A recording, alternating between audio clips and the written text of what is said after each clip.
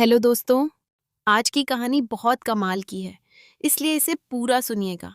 मेरा नाम जतिन है और मैं एलवी विभाग में काम करता हूँ। मेरी एक खूबसूरत पत्नी और 1 साल का प्यारा सा बेटा है। हमारी शादी को 3 साल हो चुके हैं। हम दोनों ने लव मैरिज की थी, इसीलिए शादी से पहले ही मेरी पत्नी के घर पर मेरा आना जाना लगा रहता था। मेरी पत्नी का परिवार छोटा था और हमारे घर से बस 2 या 3 किलोमीटर ही है। उनके घर में उनके माता पिता और एक छोटी बहन थी। उसकी छोटी बहन से तो मैं शादी से पहले ही काफ़ी घुल मिल गया था। मेरे ससुर जी रिटायर्ड टीचर थे और सासू माँ हाउसवाइफ थी और मेरी साली साहिबा बीए कर रही थी। ससुर जी के रिटायरमेंट के बाद जो पैसा मिला उसे उन्होंने समझदारी से निवेश किया, जिससे घर की स्थिति काफ़ी अच्छी हो गई थी। अब वह अपने एक दोस्त के 8 साझेदारी में बिजनेस करते हैं, इसलिए दिन भर व्यस्त रहते हैं। मैं भी एक अच्छी पोस्ट पर रेलवे विभाग में नौकरी करता हूँ और मेरी पत्नी भी एसबी बैंक में कॉम मैनेजर के पद पर नौकरी करती है। हमारे बेटे की देखभाल की जिम्मेदारी मेरी सासू माँ ने खुद ही उठा ली। क्योंकि हम दोनों ही नौकरी करते हैं तो हमारे बच्चे को संभालना थोड़ा मुश्किल हो जाता है। सासू माँ इस काम को खुशी खुशी करती है, क्योंकि यह उनके लिए एकमात्र मनोरंजन भी है और उनको बच्चे बेहद पसंद भी है। सच कहूँ तो मेरी सासू माँ ने खुद को बहुत अच्छे से मेंटेन किया हुआ है। उन्हें देखकर कोई नहीं कह सकता कि उनकी 2 बेटियां हैं और उनकी उम्र 40 साल है, निकला हुआ है। लेकिन नीला इन चेहरे पर एक भी झुर्री नहीं आई। साफ सुथरी गोरी त्वचा और एक आकर्षक महिला है। कुल मिलाकर किसी भी आदमी को आकर्षित करने के लिए जो चाहिए वह सब उनके पास है। जब से मैंने उन्हें पहली बार देखा था, तब से ही मेरा मन उनके लिए आकर्षित हो गया था। लेकिन समाज के नियम संस्कार और रिश्ते नाते सोचकर मैं अपने मन को समझा लेता था। शादी के बाद जब मेरा बेटा पैदा हुआ और पत्नी को 4 महीने बाद नौकरी ज्वाइन करनी पड़ी, तब से सासू माँ ने बेटे की देखभाल अपने हाथों में ले ली थी। इसी वजह से मुझे रोज बेटे को छोड़ने और लेने के लिए ससुराल जाना पड़ता था। उनसे रोज मिलने और बातचीत करने के बाद मेरे अंदर दबे हुए विचार फिर से उभरने लगे थे। तब मैंने ठान लिया कि एक दिन उनसे अपने मन की बात जरूर कहूंगा। कई दिनों तक तो मैंने कोशिश की, लेकिन हिम्मत नहीं जुटा पाया। कुछ दिन का गुजरे और इसी बीच ससुर जी के किसी दोस्त की मैरिज पर जाना था।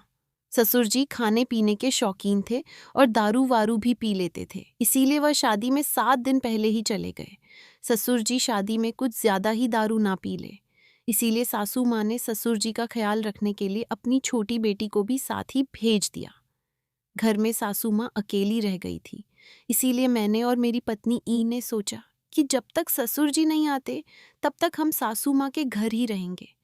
हम दोनों को ही नौकरी से शाम के 5 बजे छुट्टी हो जाती है, लेकिन मेरी ड्यूटी मेरे शहर में ही होने की वजह से मैं अब 5:30 ही घर आ जाता हूँ। लेकिन मेरी पत्नी की ड्यूटी शहर के दूसरे ब्लॉक में है, इसीलिए वह वहाँ से 5:15 बस से शहर आ जाती है और मैं इनको बाइक से घर ले आता ही हूँ। आज हम घर में सिर्फ मैं और मेरा बेटा और मेरी सासू माँ रह गए थे। जब भी मैं अपने ससुराल से अपने बेटे को लेने जाता था, हाँ, तो मैं वहाँ से चाय ज़रूर पीता था और चाय मेरी साली साहिबा बनाती थी।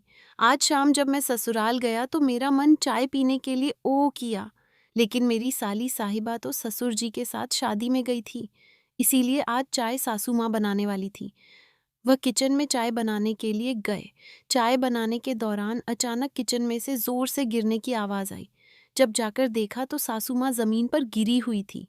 जब वह ऊपर से चीनी का डिब्बा उतारने की कोशिश कर रही थी, तभी पैर फिसल गया और वह गिर गई। उनके पैर में चोट आ गई थी, जिससे चलने में दिक्कत हो रही थी। तब मैंने उन्हें सहारा देकर उठाया और बाहर के कमरे तक ले गया।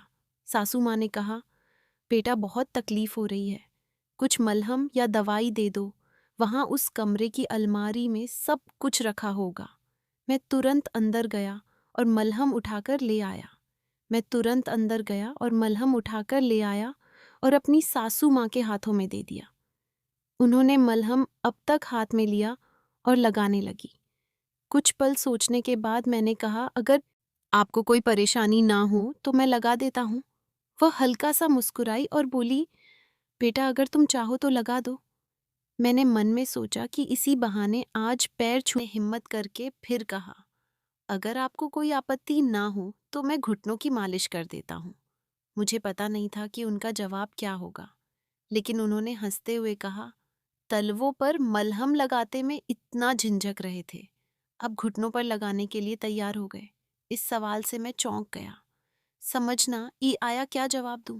तभी वह बोली, बेटा अगर तुम लगाना चाहते हो तो लगा दो, मुझे कोई आपत्ति नहीं है।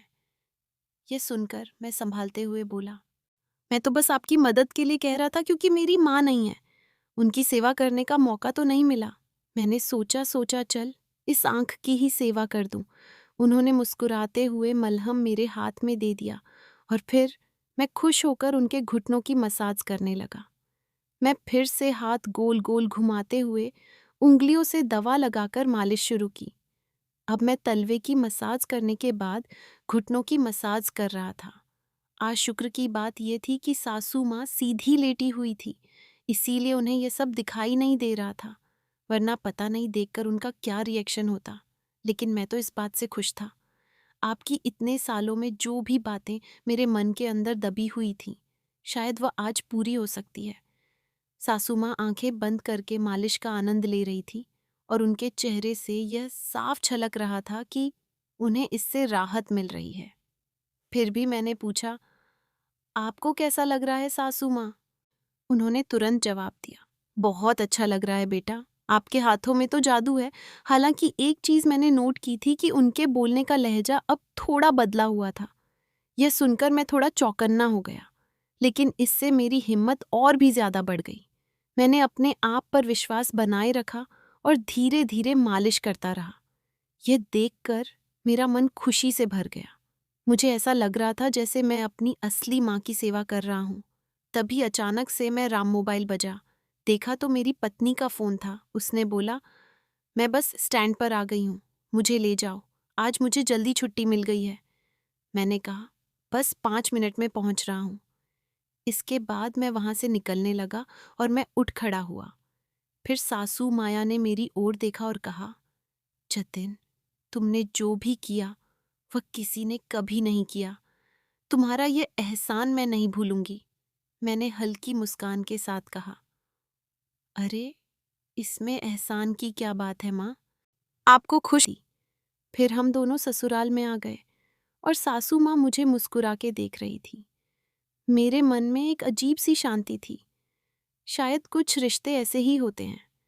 आज हमें यह रुके हुए दूसरा दिन था और हमें 3 सरकारी छुट्टियां आ गईं, 2 सरकारी छुट्टी और एक रविवार। अब हम दोनों पति पत्नी ससुराल में ही रहने वाले थे। सासू माँ के गिरने की वजह से उनके पैर में मोच आ गई थी, जिससे उनको चलने में दिक्कत हो रही थी। इसलिए अब मेरी पत्नी ही मांझी को कंधे का सहारा देकर इधर उधर लेकर जाती थी। अगर सरकारी छुट्टियां ना होती तो सासू माँ की मदद करने का सौभाग्य मुझे प्राप्त होता, लेकिन मेरे फूटे कर्म मुझे उनकी सेवा करने का मौका ही भी मिला। दोस्तों, मेरी कहानी कैसी लगी आपको? कमेंट करके बताएं।